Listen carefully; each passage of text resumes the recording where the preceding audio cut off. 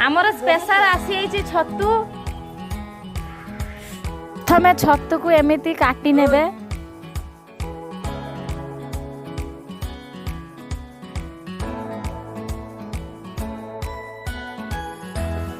तापर यहाँ को हलदी पानी ले धोई नेबे लूण हलदी लंका गुंड जीरा गुंड वो कलर गुंड को पकेकी भल भाव मिसई देबे थर से कॉर्नफ्लावर गुंड को पकई देबे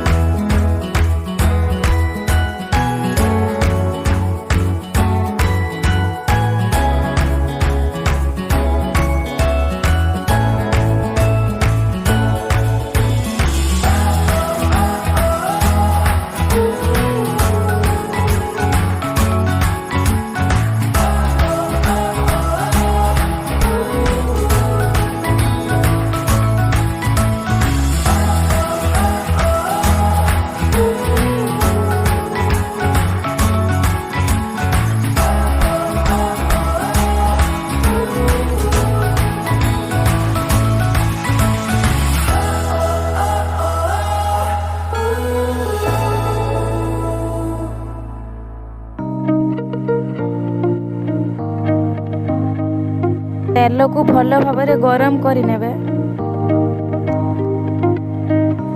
तापरे छतु गुडी को सेथिरे पकेई देबे